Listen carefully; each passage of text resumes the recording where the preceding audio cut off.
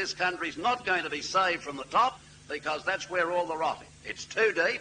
It's going to be saved from the grassroots.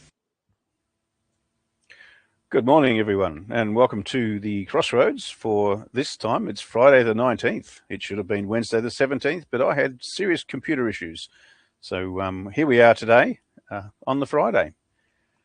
And today I have three guests with me, and I'm very pleased to welcome my normal guest, Robert Klinck from Canada. Good morning, Robert. Morning, Neville.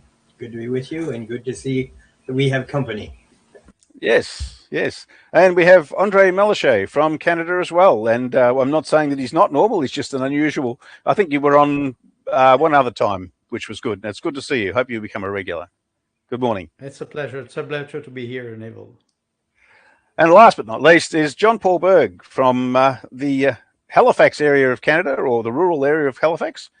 And yeah, welcome, John Paul. It's a pleasure to be here. Thank you, gentlemen, for having me. Very good. So this morning when we were talking pre-broadcast, we were talking about the issues that we are facing and how we get the message out to other people, because that's essentially what we're here for. We're here to talk about the problems that we're having, but not just the problems, the solutions as well, because the solutions are more important in some ways, or in every way, than the problem. Once we have worked out what we should be trying to achieve, we then need to get the message out. And with all of the issues that we've had over the years, I think they've actually got greater now since we're talking on social media here, because the main media will not discuss many of the problems that we have. It's getting harder and harder, apart from letters to the editor, to get things into the paper that are true. So we've all gone social media pretty much, and we're doing our own podcasts or sending a message out in some way that we can do. Conferences, even local kitchen table meetings here in Australia, which have slowed down a bit somewhat, but generally, if you can get someone traveling around to spread the message, then that also can't be limited. So today, I think we'll sort of concentrate a little bit on that. That will be the overall message, and we've got some other things to talk about as well. So, Rob, you were talking earlier about the feeds with the algorithms limiting things. Is there anything you'd like to, or would you like to start mentioning that, please? Well, I just know that the people who want to retain control over society use this method of divide and conquer all the time.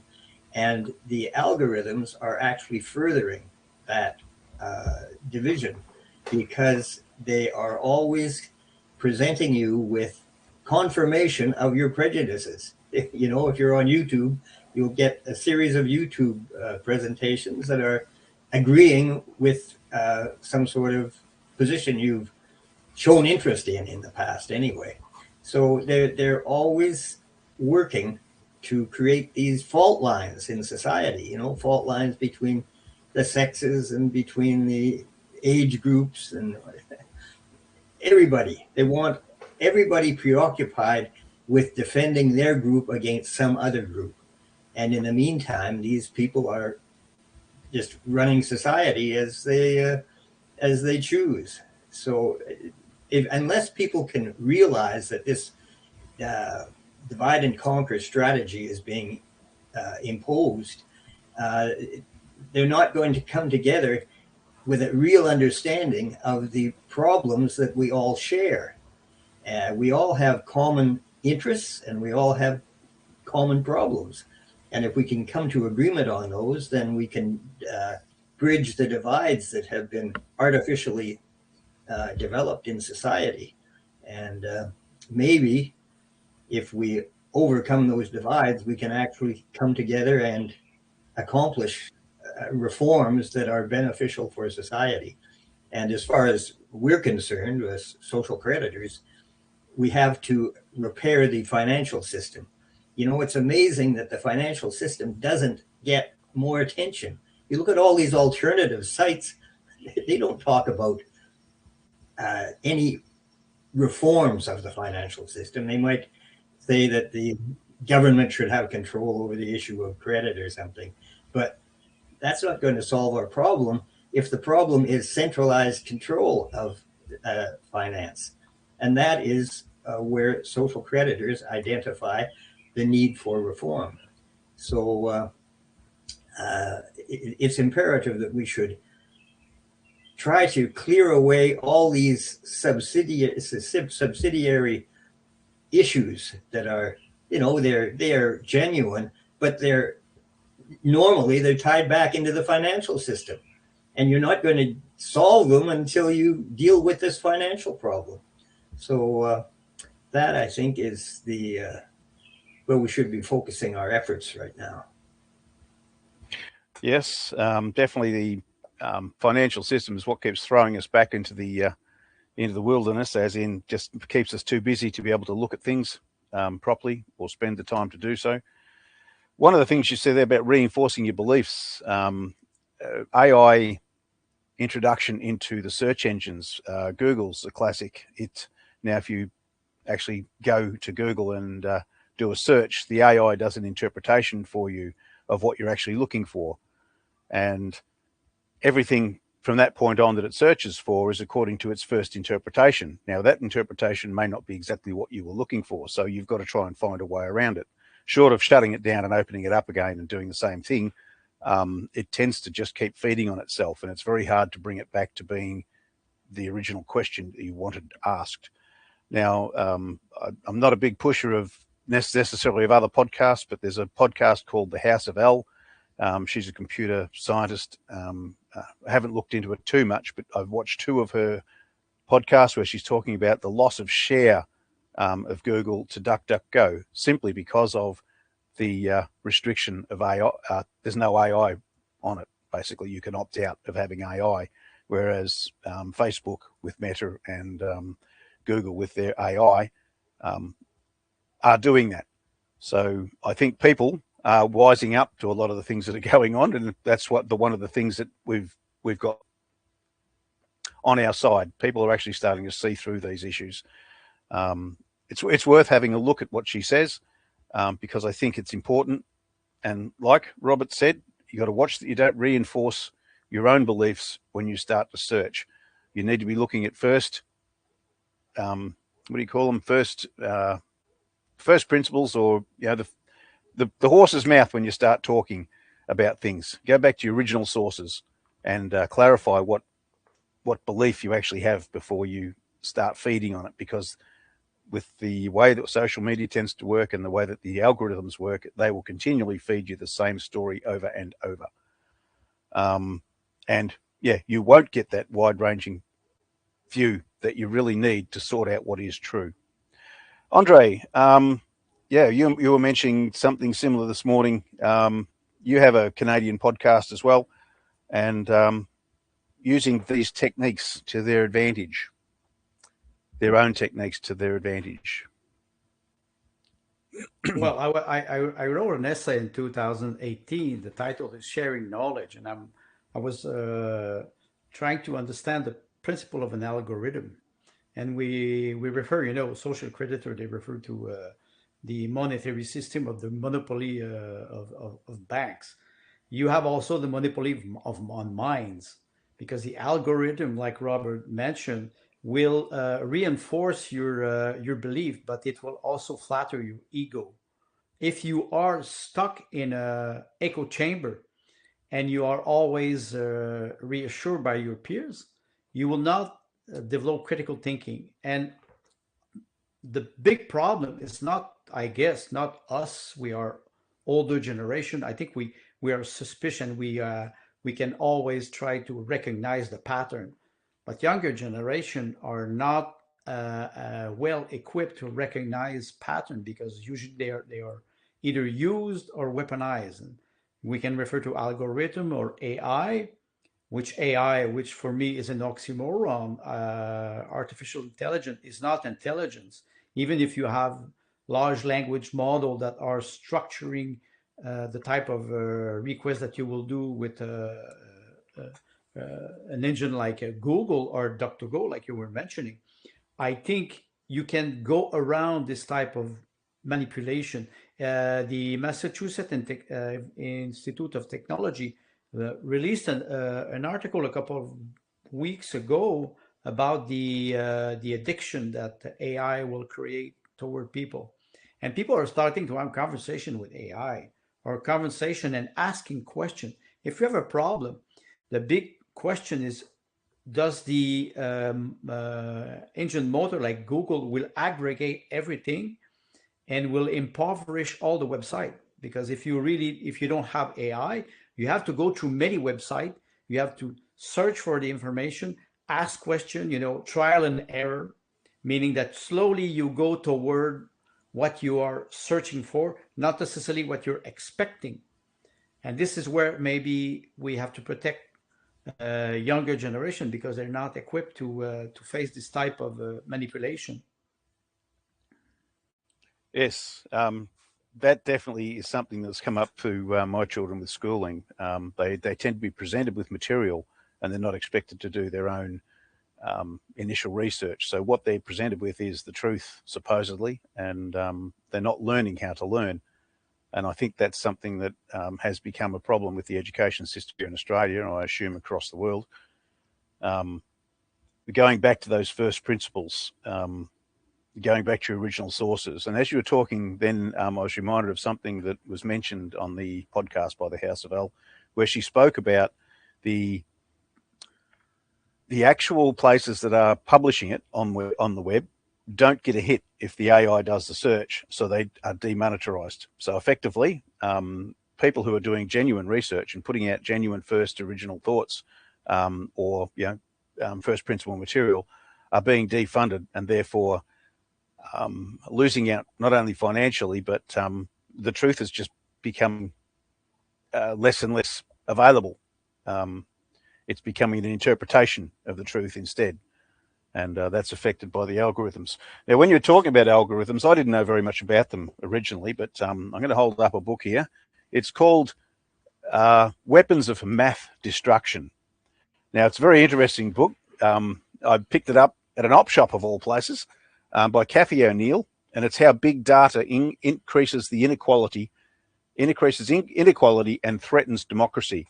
And she was a Wall Street financialist and data an analyst, and it's very readable, and it certainly will give you an idea of, if you're not sure what algorithms are and how they can actually affect you or affect your life, that is the classic book to pick up and read. And it will scare you, because every little piece of marketing, I mean, we know advertising is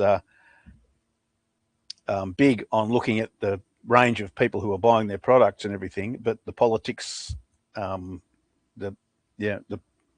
political sphere is also huge on that too. So to get your head around it, that's really something to open your eyes a little bit and to send you looking in the right direction, so you know actually what you're looking for when you're talking algorithms and the manipulation that you're facing.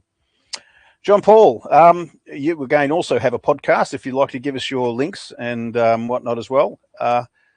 You're saying earlier it's time for people to start talking, because we're closer to the truth now than we've ever been. Would you like to expand on that? Yeah, certainly.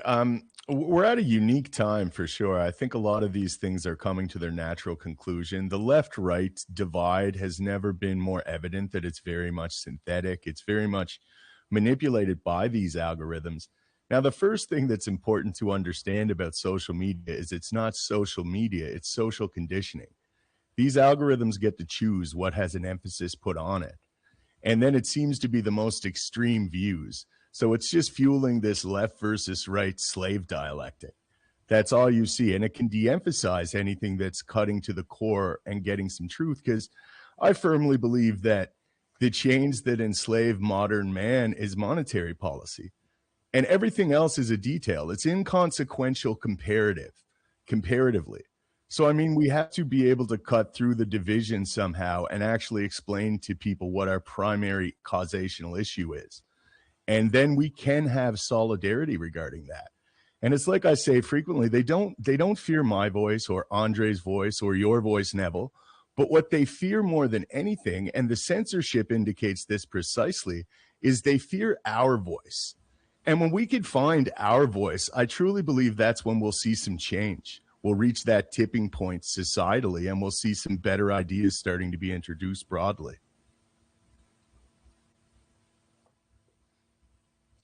Very good. So yeah, on that, the other part of the AI rollout at the moment, where we've got supposedly 270 centres coming up in Australia. In America, I believe there are certain areas that are putting up a bit of a fight about it because of strictly for water use and power usage, because Lake Tahoe, for instance, the residents are now supposed to find their power somewhere else because the AI will be taking the bulk of it. We're talking the one here in Melbourne at the moment in Footscray has, I think, almost 100 diesel generators being installed. That's what they're up for. You can imagine someone starting up 100 diesel generators in your local area when the power goes down, or starting up 3 or 4 of them even. They're fairly noisy, and the more you get, you've got that fairly big whine. So from noise and from diesel pollution alone in the areas, it's an issue. But of course, the biggest issue is the control it gives them, because you can't have a surveillance state without AI. But since we've mentioned that many times before, my main point here is there are also areas now where the people have been protesting about it. They're actually looking at saying, well, we can give you a share in the profits. The AI is going to make X amount of money, and if it's in your area, perhaps, we will pay part of your rates for you. Or there's all sorts of ideas being put out there and being floated to try and appease the masses to stop them from protesting about AI.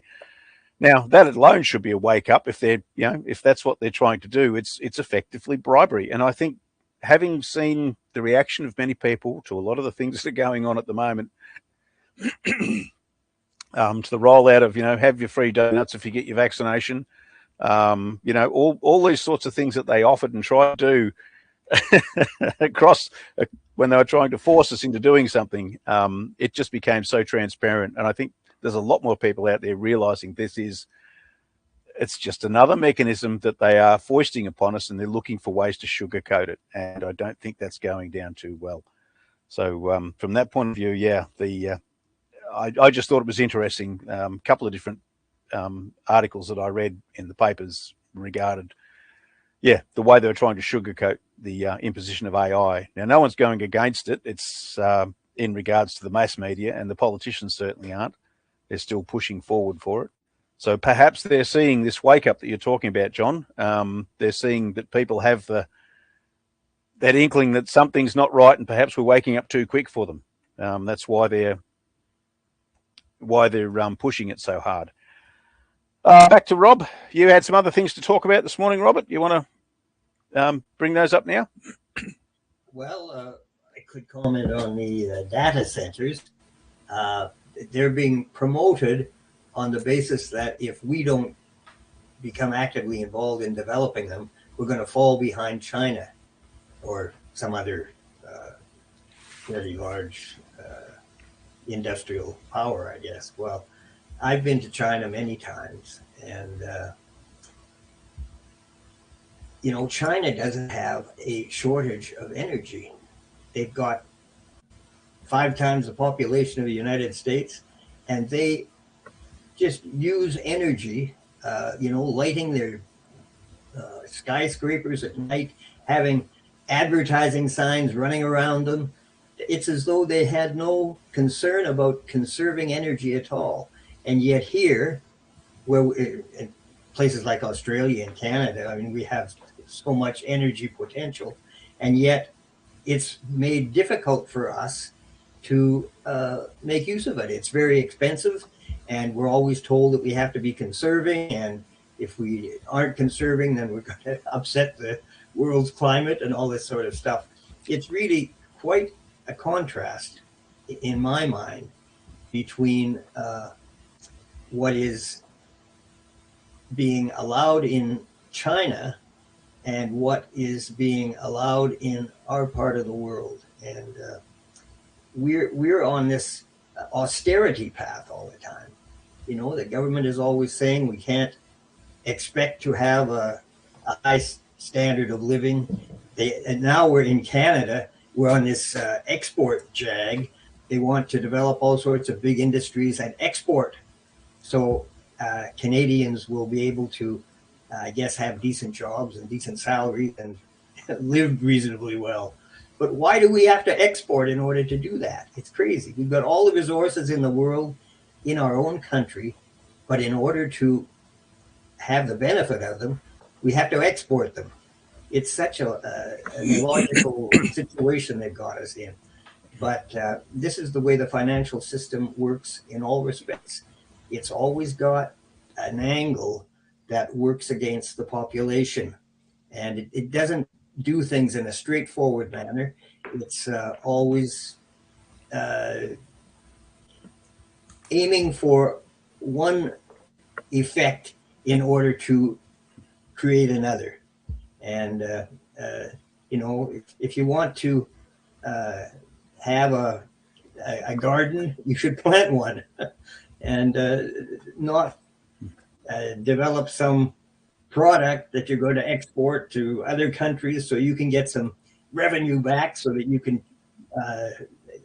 buy food from South America. But this is the way the world works now. It's a very internationalized market system they've got going. And this is intentional because there is a drive to undermine all national sovereignty. And if a country is self-sufficient materially, it would be very hard to do.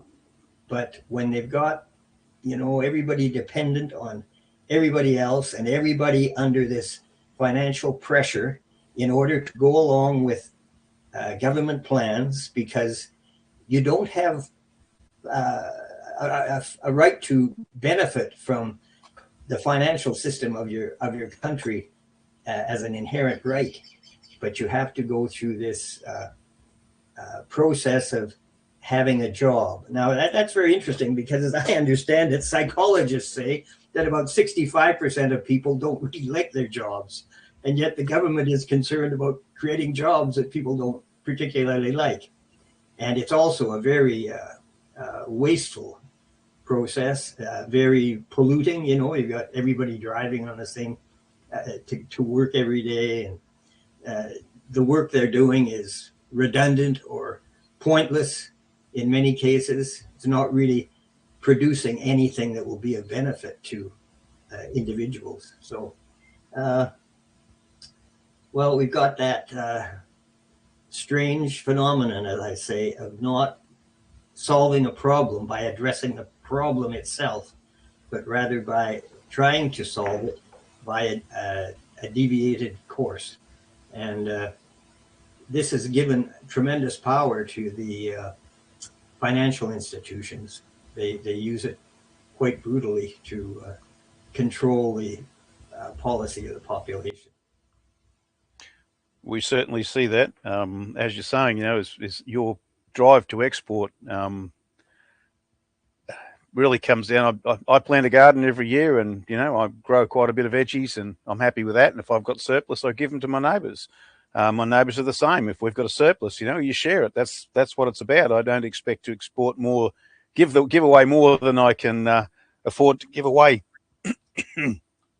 just because I'm looking for something else. And the country's no different. You know, we should be using our resources and doing everything we can to be self-sufficient. And if we have a surplus and we can trade it for something else that we don't have, that is the purpose of international trade, really.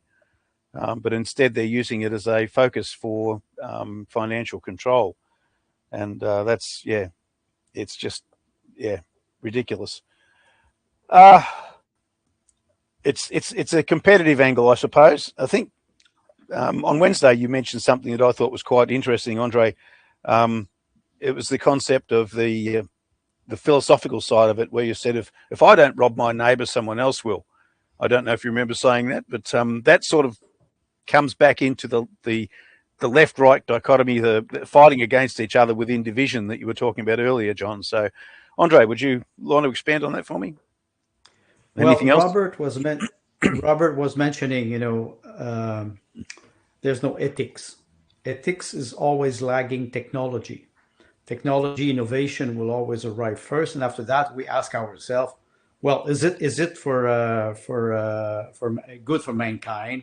And if it is not, we will have to repair something, you know. So I think up to a certain point, we have to refocus ethics with the movement of innovation, because we arrive at a point where technology will always beat any type of moral code. People are intelligent. They invent things. If you let them invent things, they will do it. Then if you put too much ethics in the process, I would say you castrate them, or you castrate their sense of innovation. And I think there's a certain balance since 1994, even with the Reagan Thatcher era, they scrap all the regulation, and regulation means ethics, means code of conduct. We arrive at a point where what we call, I cannot even call it neoliberalism today, I can call it Far West. It's might makes right. And how do you bring back the pendulum so people will have a more ethic code, and they will not rob their neighbor? It's like, if I don't do it, somebody else will do. Bob was mentioning China. Well, China will do it. I'm sorry, China is already in the 22nd century. They're already there. And we are lagging, and we're trying to catch up civilization that is way ahead of us. Not necessarily in ethics, but technologically speaking, we're lagging all the time. And we have to understand that maybe we lost the battle or the war, and maybe we readapt our policies. I don't see it on short terms, but I think if we are able to promote, for example, the doctrine of Douglas, and undermine the monopoly of banks, we will achieve a lot. But it's a long process. We cannot expect that we will have an outcome shortly. Yeah, probably digging into that, the biggest ethical problem we seem to have, and it's one that's been growing since the beginning of mechanisation, is the idea of leisure, and the fact that we are creating labour-saving devices all the time, and we are improving our ability to produce stuff. And that's one thing that Douglas really focused on.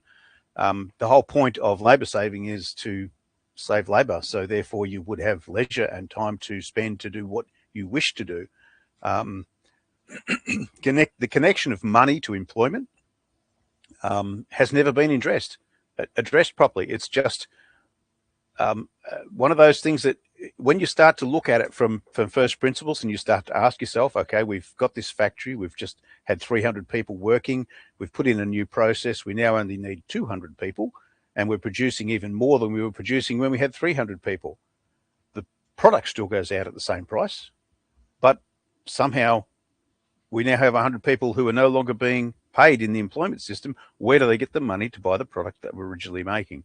And that is, again, that comes back down to what is the point of mechanisation and creation? Do we go back to the Luddites? Do we go back to Ned Ludd and start breaking up the machinery and start filling bottles by hand if we're producing soft drinks? Or do we take advantage of that and say, well, hey, I'm going to come in on Monday, and you can come in on Tuesday, and you can come in on Wednesday, and we'll work one day a week, and we'll still produce the same amount, but we'll all be happy. But where does the money come from? And that is the biggest issue. John Paul, you continue on if you want to add anything else. Certainly, yeah. I think it's all an offshoot of this endless growth model. Like in the 80s, this whole premise that greed is good, it started to skew the morality. And you look at economists like Milton Friedman that set it up as like all of this is a good thing. The market serves humanity. And what was revolutionary for me with learning about Douglas social credit is the market should serve humanity. Humanity shouldn't serve this market. And I mean, when you look at what's happening presently in the world, like we're building the architecture for our enslavement. We're literally building the data centers. It's subsidized by taxpayer revenue. And we're building the architecture that will ultimately lead to our subjugation en masse. And we're forced to do this relative to the scarcity. And it's funny because they went from this Malthusian degrowth framing, like everything was sensationalized with this climate apocalyptica narrative, to the extent where they were expecting Western people to lower their standard and quality of life.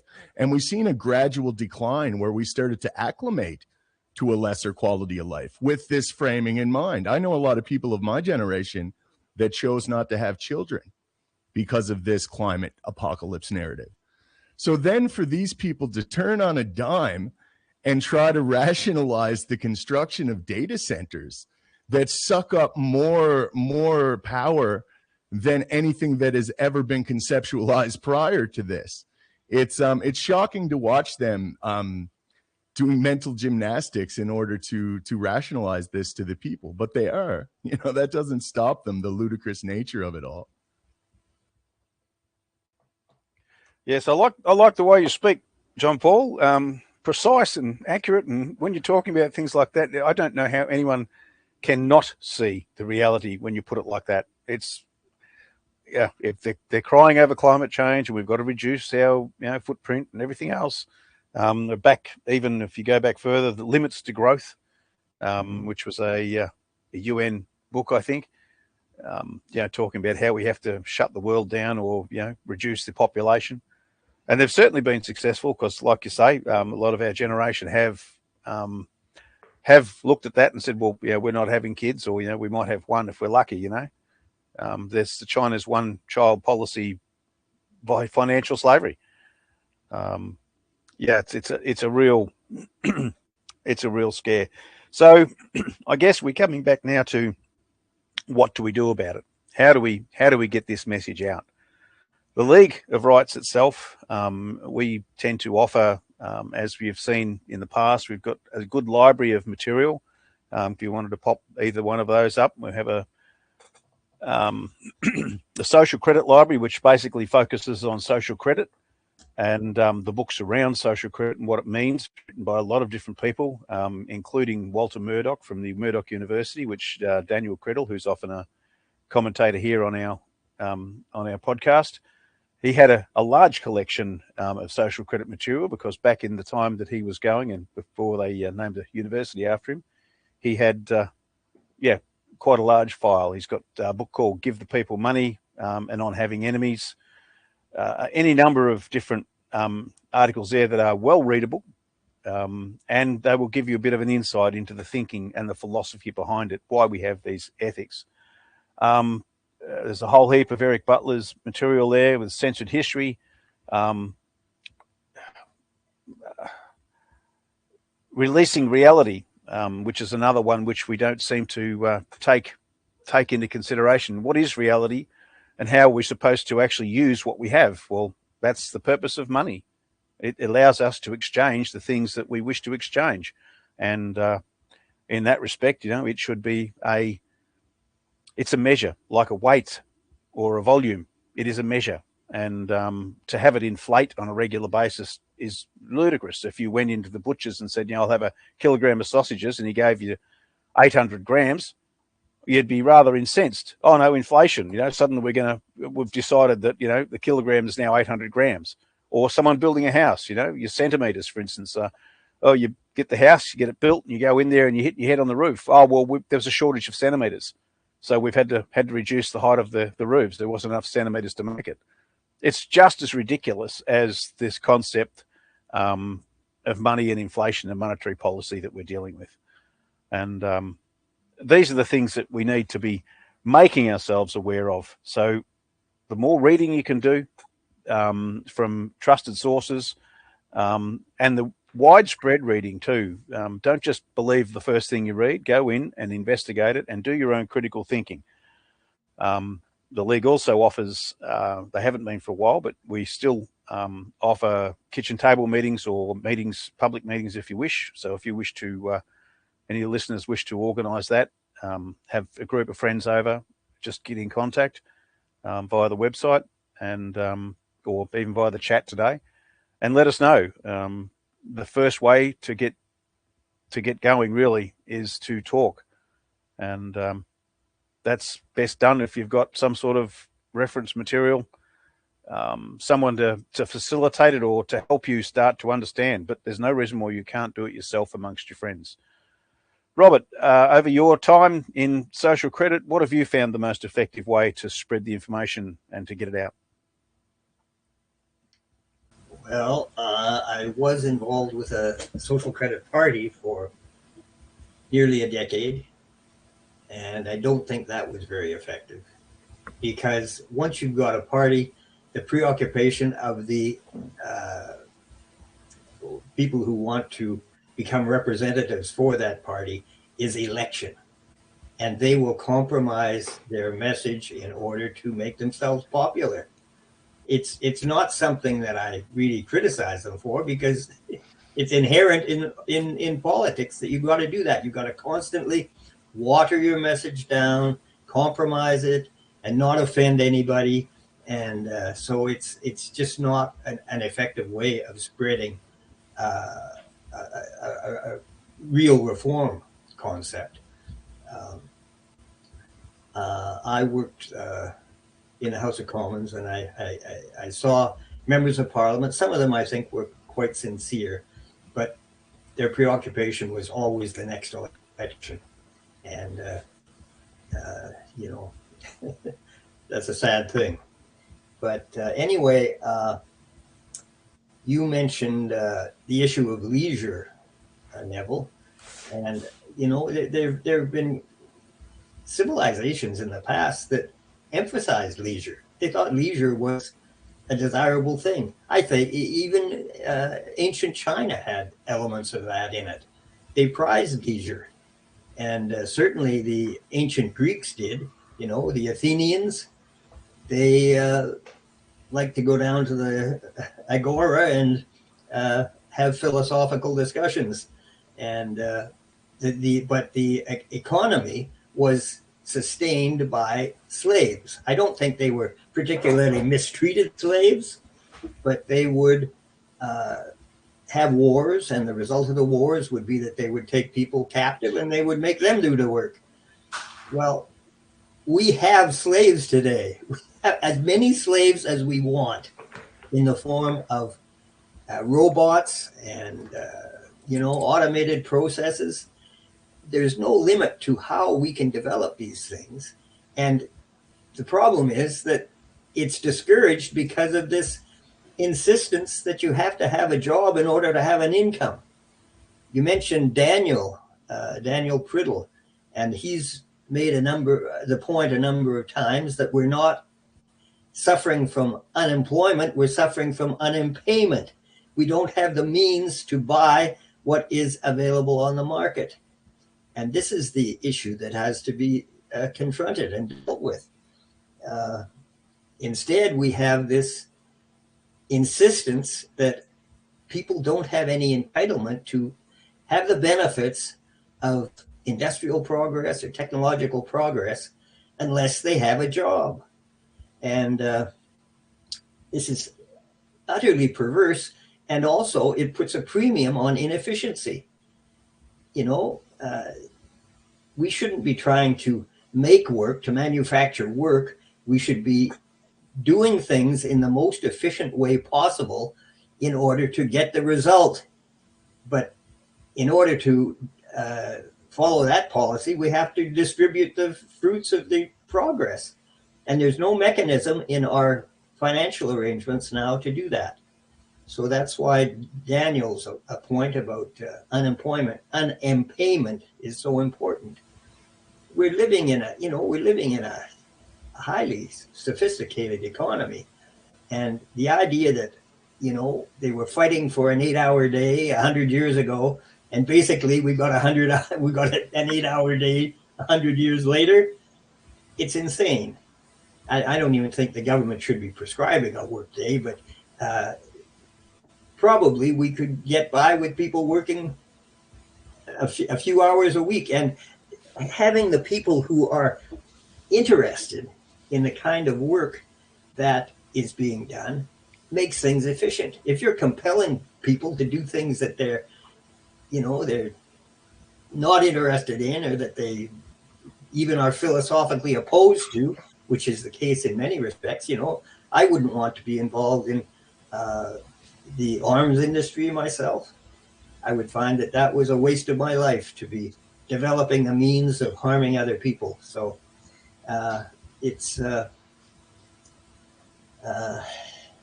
well, anyway, our goal should be to be as efficient and effective as possible. And the formula that Douglas said was the goal of social credit was this releasing reality. And reality, from his perspective, was the organic development of society. And you have organic development when people are making their own choices, and you have the effect of those choices giving form to society. But we don't have that now. We have centralized planning through the financial system. The banks control the means of the licenses to act, in effect. And they exercise this control in a way that gives them ultimate power over everything that's done in society. You know, they have these libertarian people who think that things just happen. Well, they don't happen unless they're given permission to happen by the financial system, because in order to do anything in a money economy, you need money. And they have a monopoly control over the creation of that money. It is creation, you know. That is one of the problems that social credit addresses. It's that there is a creation of money that creates a cycle of availability of buying power to the public. But there is another cycle, which is the generation of prices through economic activity. And these things are not coordinated or synchronized. It should be basically the first concern of economics, to make sure that these things work together. But they don't work together. And they don't work together because they're not working together gives a great advantage to the financial power. They can basically do anything they want with the population. They can, you know, starve us. They can send us to war. They can make us work long hours for 40 years of our lives. But this is something that social credit wants to change, and it wants to change it by ensuring that people have the means to consume what their economy is producing, something that is not automatically guaranteed today. It should be just a natural effect that if something is produced, the population have the means to buy it. But there's no guarantee of that at all. And the situation we saw during the Great Depression, when they were pouring milk down the gutters and burning crops of fruit and all that, it was not because people didn't want those things. It was because they didn't have the means to buy them. They didn't have the money. And you can see how perverse it gets. And it's really looking nowadays as if we're getting into that level of perversion. And, you know, there's, I hope we won't be seeing empty store shelves soon. It would be completely unnecessary and unnatural, but it could be imposed upon us because of the control that finance has over everything that goes on in our economy. Yes, we do see it in an agricultural situation where I am in northern Victoria. There's you know, farms all around. They produce all sorts of things, and it's getting to the point where the costs to actually produce something are they're looking very seriously, because if it goes over a certain amount, they can't afford to grow something, and it just makes the reality is you put the seed in the ground, it grows. You know, graze the cattle, they grow. There's no limit to what you can do except for a financial limit, and the reason that financial limit exists, it's not an energy input versus energy output in real terms. It's strictly because of financial restrictions or taxes or restrictions imposed. And yeah, like you say, during the Depression, we saw it in people throwing out good food or letting the food rot on the trees. The Grapes of Wrath, I think, by John Steinbeck, mentions that quite dramatically. You know, the fruit was, they weren't even allowed to pick up the windfall fruit and eat it because, yeah, I don't know the reason for it. It's just rather strange, you know. But that was the financial system of the time. And it's no different today because farms are still ploughing in vegetables at times because they can't sell them at market. And yet we still have in Australia a huge number of people on the waiting lists or turning up at soup kitchens, or effectively what's known as food share. But virtually soup kitchens. So the material can be produced, but we can't consume it. André, in that regard, and what are you doing? You're sort of on the philosophical side more than the actions, or do you get out and talk to people as well? Or we don't seem to have the time to go into philosophical discussions because we're all chasing our tails. But it's something I miss when you get together with people that you grew up with. It doesn't seem to happen as much as it used to. But it's one of the things that we need to see. Robert was mentioning leisure. Leisure means also the time to meditate about your life and try to innovate. What I'm discovering now, for example, with the doctrine of Douglas, is a lack of strategy. Not that the text or the ideas of Douglas are not interesting. How do we reach people to get out of, let's say, a century of conditioning, indoctrination? We are conditioned to think that we have to work 8 hours a day, that we have to earn our living, that we have to participate. There are many forms that we can use to participate. I was a strategist for a public utility company, and I was creating strategic plans. So meaning, what is the goal if we want to implement a system that would be more fair and more in line with natural law? Being able to implement this system means defining goals, defining milestones, being able to identify the problem, having a good diagnosis. I think Douglas made a very good diagnosis of the situation, but also recognizing threats and opportunity, because we can expect people who are in power that they will not let go of the power easily. So the idea is to be able to federate this structure and try to understand, who are we talking to? Let's say younger generation, how we will reach them. You were mentioning the legal right, and you're mentioning all the text, all the documents or the books that are available. But people are reading less and less today. They're relying on social media. So we have to find a way to reach them, to be able to present them the content in a way that they will be able to understand it, and they will, like I say, take the bait.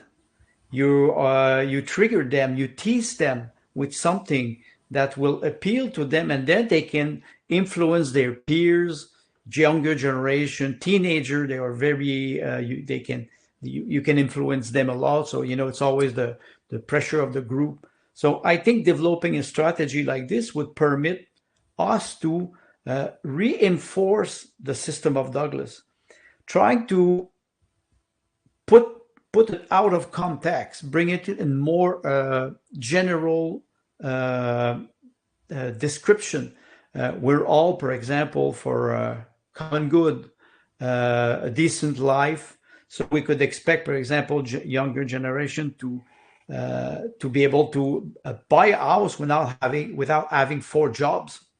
This is not, and most probably, like Robert said, 4 jobs that they don't like. We always say, if you work when you retire, some people, they retire at 75, 80 years old. They continue to work because they like what they do.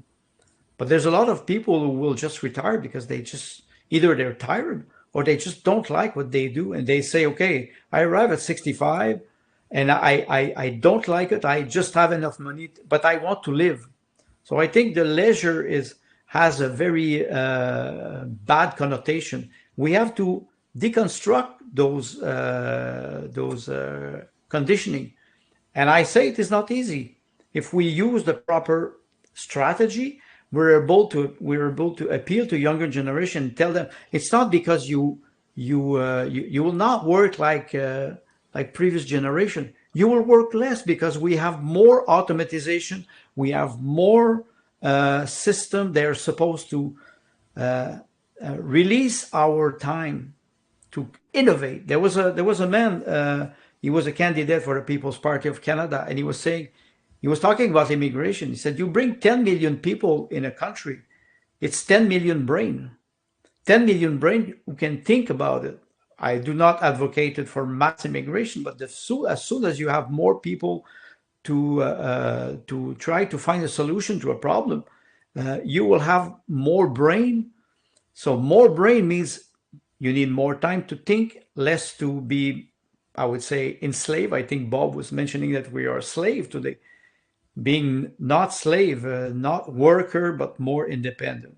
Those are the strategy that we should work on, structure them, and try to explain them to as many people as possible, so we can, and all generations, so we can reinforce we can reinforce them at all level of the society.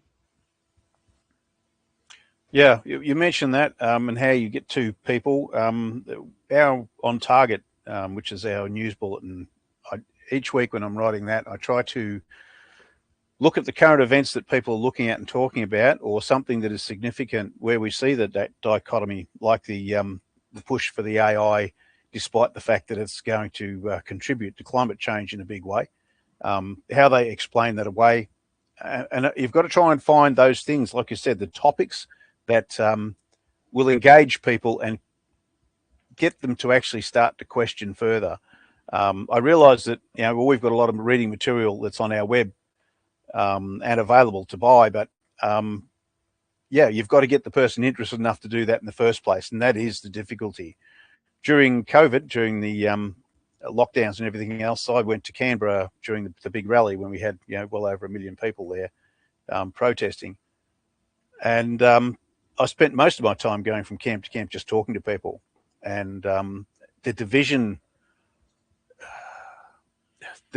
that were created politically between the different parties or the different groups or the different people proposing solutions often had people, "Oh, I'd never do anything with them. I'm not going to join in with them. They're doing the wrong thing." It's like, well, hang on a sec. Who is it that you know that has told you this? It's, oh, well, the media says this, and it's okay. Well, step back from the media a minute and ask yourself, is the media telling the truth? What do they say about you? Are you a dirty, hairy, unwashed anti-vaxxer? Or are you someone who has critically looked at the issues and figured out you should be here in Canberra to deal with these problems? What did the media say about you? Is it possible that what they're saying about the other people that you're divided against, maybe they're being whitewashed as well? Maybe they're not getting the right truth. And the number of people that I spoke to who could see that straight away and actually had some recognition that, yes, okay, we are being divided and, led in separate directions so that we're at each other's throats and we're not, not actually dealing with the people who are causing the problem. So, how you get out of that is definitely, you have to approach it on an individual basis. And I think everyone who's listening to this podcast has an obligation to go out and further, even within their own circle, what the concepts that we're talking about today, discuss it. Even if you don't agree with it, discuss it. And I think that's one of the ways that we're going to get forward. If anyone else has got a better magic bullet than that, go for it. John Paul, what do you find is probably the best way for you when you're talking to people or on your podcast? You're finding you've got a fair few, so how do you go about it generally? For me, I think it's illustrating some of these false binaries. Like what André was saying about deconstructing the conditioning. It's like all of these ideas we think about have been parameterized in these little boxes, like left versus right, socialism versus capitalism. And I think when you actually try to explain some of the absurdity of that, now in our episode we just did Monday, we framed the conversation around Elon Musk's trillionaire status, because right away you have the classic left coming out saying, oh, well, he should be, punished and his wealth should be distributed. And then you have the right coming out and they're kind of worshiping him, indicating that he's this, pushing innovation and creating jobs and stuff. And then what goes along with that is the old pull yourself up by your bootstraps argument. And in this economy that's been managed decline, I mean, that's even more ludicrous than it was in previous generations. So I like to illustrate these false binaries or false dichotomies and explain to people that this isn't necessarily the answer, doesn't exist on the extremes. These extremes are what captures the center. And as long as these are again, and I believe they've been synthetically parameterized, these conversations, then anything that falls outside of these parameters, people dismiss. They're very dismissive of, and they use pejoratives such as conspiracy theorist or any of the above, right? Like you get levied with these various allegations to your intentions.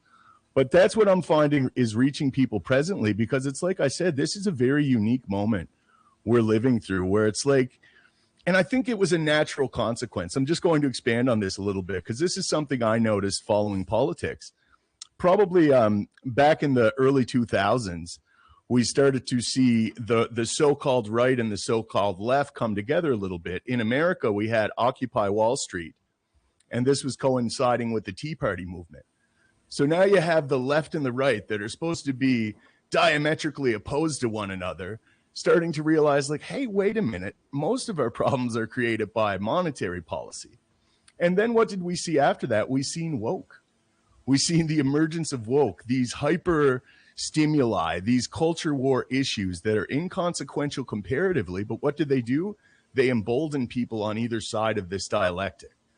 The left and the right are now fighting about transgender people in bathrooms instead of the more pertinent issues of monetary reform.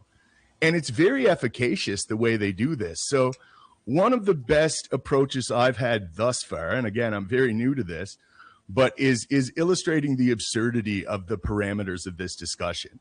The discussion is bigger and broader than socialism versus capitalism, because this isn't capitalism. It's not been capitalism for about 100 years now. It's neo-feudalism. And on the other hand, when you look into who funded all of the far left socialist movements, it was international finance.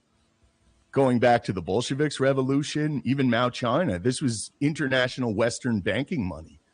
So, I mean, this is the false dialectic that we all exist in. And I think we have to shatter that, and we have to get people talking about pragmatic or practical solutions. Yeah. Again, I've gone through this. When people start talking about left and right, when they talk about socialism or capitalism, the whole concept of left and right is ridiculous. Yeah. We have two parties in every country, whether it's your country, whether it's the UK, whether it's Australia. Each one supposedly is left and right, but they're both left of centre. They're both after more control, which is effectively either a dictatorship or communism, which is also a dictatorship. So they're one and the same thing. It's more of a circle with left and right at the very bottom together, and anarchy at the other end, or anarchy at the top. So until people can get a grasp on that, and get a grasp on, we're not going to argue over what a man and a woman is. It's ridiculous. You can talk about that all you like, and decide to have 40 different bathrooms, but it's really just a false flag. It's a false argument. You shouldn't be spending too much time on it, other than to point out its absurdity, and then get back to the real thing, I suppose. We've had a good discussion today, guys. Thank you very much for the talk today. We've got to get around these limitations of social intercourse, I guess you would call it. How do we get on to everybody else? How do we talk to people? Other than getting out there and putting your feet on the ground and your feet under the kitchen tables and talking to people, we continue on with our podcasts. We try to make them relevant. We try to expose these dichotomies, and I think more power to us. We've just got to keep going, because we are. I don't think we're living in interesting times, as the old Chinese curse goes, but I do believe we're living in crucial times. And what we do now is what is going to make the difference. So hopefully I'll be able to talk to you fellows again in the near future. Please give us a heads up if you want to come on and continue talking, and that would be great. So thank you very much for your time today. And we'll sign out now from the Crossroads. See you next week. Absolutely. Thank you very much for having me, Neville. It was a pleasure. That's good. Excellent. Thanks, André. Thanks, Bob. Thank you. This country's not going to be saved from the top because that's where all the rotting. It's too deep. It's going to be saved from the grassroots.